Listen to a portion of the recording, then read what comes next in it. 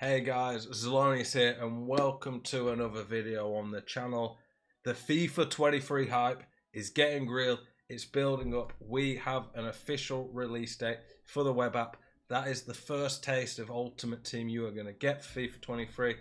Watch this video, I'm going to give you tips, advice on how you can get ahead of the competition. Start grinding your Ultimate Team early, so when the game officially launches, the Ultimate Edition on the 27th of September, or if you're getting the standard on the 1st, you're going to have a head start and might even have a usable team before you even actually get to play on the proper game. I want to give a shout out to Jack Troy for being part of the Naughty Army. A big thank you to Jack. If you want a shout out in the next video, turn the notification bell on, like, subscribe to the channel and comment Naughty Army on the videos. Appreciate that again, Jack. But today we're looking at the web app. So we're on the FIFA 22 web app, of course, because the FIFA 23 one's not out yet. But the official launch of the web app for FIFA 23 is going to be on Wednesday, the 21st of September. Mark that in your diary, get it in your calendar, get ready. Most likely, I would predict it's going to be sometime around 6-7 p.m. UK time next Wednesday. And every year, there's general stuff you can do on it to get ahead and give yourself an advantage. Everyone's going to be on it at that time, so it might be a little slow. One piece of advice I saw FIFA Analyst or Alex B Official now talking about this, and it's important, is that make sure that you've logged in on the web app before, and whatever you're using it on, for me it'll be my desktop at home, make sure that you've logged in before, because sometimes if it's the first time you are logging on to the web app from a new device, it might ask for a code, and when the web app officially launches, it's probably going to be quite slow in sending out these codes, so you could be stuck waiting hours. So make sure you've logged on to FIFA 22 web app now, so if you have to get a code, you get it, and then it remembers that this desktop or laptop, whatever you're using on, is going to be safe to use. So we're here on the web app. I'm almost certain that the FIFA 23 web app is going to look pretty similar. They've not said anything different in terms of the main type of content on foot for FIFA 23. We're still going to have squads, we're still going to have SBCs, we're still going to have transfers, all that jazz. The first thing you are going to get when you load up the web app on FIFA 23 is you're going to get a load of packs. So these are packs that I've got from FIFA 22. We'll open these while we're talking, because why not? The packs are pretty juiced right now. 96 Joe Cole, but let's have a look how much he's actually worth, this Joe Cole. Yeah, he's worth like 20 odd K. But yeah, the first thing you are going to do is you're going to get some welcome backpacks. That's assuming that you've played FIFA 22. I think if you didn't play FIFA 22, you won't get any packs, and you can't really do anything on the web app. But the majority of people watch this video are going to be hardcore FIFA fans, are going to be people who played the last game. So you load up, you'll open your welcome backpacks, and with that, you should get a nice little coin bonus to start building your team. If you were lucky enough to get a crazy gold card, say like a Son, Mbappe, Neymar, like hardly anyone's going to get these, of course, but if you are lucky enough to get them, do not sell whatever you do. Prices at the start, especially on the web app, are not going to match anything close to what they're going to be at launch. I reckon Mbappe could be between 2 to 3 million coins. Neymar could be 1 to 2 million. Son could be 3 to 500 grand. Cards at the beginning of the game, when the game officially drops, are going to be worth a lot more than on the web app, because ultimately it's about the economy of the game. People are not going to have coins to get the best players at the start, because people aren't going to be able to put FIFA points on yet. They're not going to be able to open lots of packs. So the only way to get coins is to quick sell what you get from your welcome backpacks, and then trade and try grind your way up. So whatever you do, if you get any cards that you think are going to be meta, going to be usable, do not sell early on, because you're not going to get anywhere near the value for them. And I'm not just talking about like the top cards. This is my current squad on FIFA 22, but let's look at some gold cards that could be pretty good in general. Let's look at like Ousmane Dembele. So like he might be a higher rated on the new one, but like an 83 Ousmane Dembele a few months in might be like a few thousand coins. At the start, if he's a similar card to this, he could be 50 to 100,000 coins. Another good example of a player. This one's going to be a really good one, to be fair, because he's got 86 pace and a big upgrade on the new game. But Tomori, even like the Tomori on the new game's an 84 with 86 pace. He's probably going to be a few hundred grand.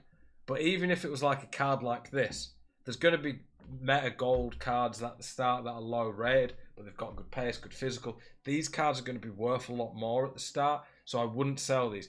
Any card that you think could fit into someone's team, could be usable at the start, there is a good chance at launch these cards are going to be worth more. And these are the cards you want to be collecting. Generally speaking, to get a few coins, what you want to do is you want to start selling some of the cards, like even just quick selling cards that you don't think anyone's going to use, and then start to try trade, spot bargains on the market. One thing you can do is you can even try snipe. You could pick a particular card that you think might not be super expensive, but people at the start, people are stupid and don't understand the market. So look out for people putting cards up at prices that they shouldn't be to try and make profit.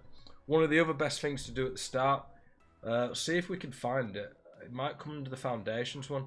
You'll probably want to do the foundation SBCs, but then the really good ones are the hybrid leagues and hybrid nations. If you're able to trade, grind your way to start doing these SBCs, and you might be able to do these a lot cheaper on the web app, purely on the basis of people don't know the full value of cards till the game comes out. But any cards that could fit these, they tend to be for the hybrid league ones. It won't let me click on them because I've already done them on this account. But the hybrid leagues is you want a lot of players from the same nation, but that play in random leagues. So Brazil tends to be the one that people use for this, sometimes France.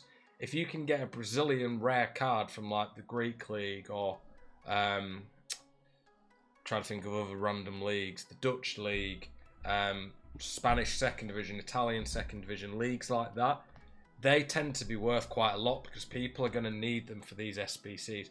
And the reason these SBCs are so important at the start is that they can give you rare player packs. I think one of them might even give you a jumbo rare player pack. Could be wrong about that. It's been a year since I've done these on Foot 22. But generally speaking, the two main things you're going to want to spend in your coins at the start are either looking to buy players that you're going to use at the start, or meta players that you're not going to use necessarily, but you're going to sell because you know when the game launches they're going to rise massively in value, or you're going to put your coins towards doing these SBCs because these SBCs are always profitable. At the start of the game, the packs that you get from these are far better than any packs you can get from the store with FIFA points. And at the start of the game, yes, the odds, there's not good promos out. You're not going to have things like shapeshifters one to watch yet. Odds of you ever packing an icon is going to be so slim. But random gold cards that are just somewhat meta are going to be worth a lot more at the start than a few weeks in. So you're going to pretty much guaranteed to be able to get something meta, something worth a lot from these SBCs. So if you can get ahead on the app by trading for players, spotting bargains, slowly getting your coins up, that is going to put you in really good stead before the game even comes out to get a head start on the opposition. And if you can get lucky with one of these packs, because these are the best packs like I said at the start, if you could get a crazy pull, that is going to put you in a really good position for your ultimate team at launch. My preferred method is to do these SBCs, partly because when the game's actually out, I don't want to be sat grinding these SBCs on the menus. I want to be actually opening packs with FIFA points or playing actual games.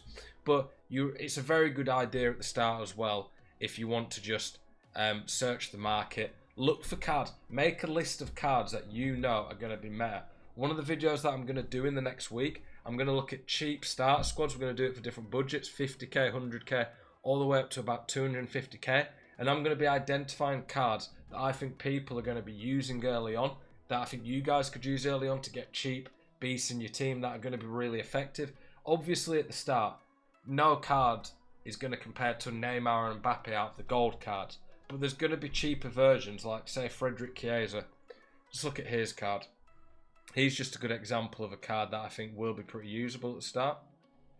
So this is on 22, of course, but the Chiesa are on 23.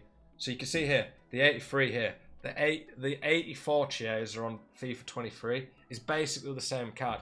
He's probably going to be under 30k. Could even be cheaper than that.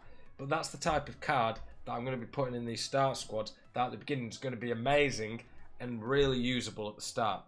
If you can get a list of these cards that you think you can identify that people are going to start spending money on, cards that are going to fit people's starter squads at the launch of the game, you are going to be able to make a lot of profit when the game launches. Because a lot of people don't think ahead. They don't plan. There's that saying, if you don't prepare, if you don't, something about being prepared.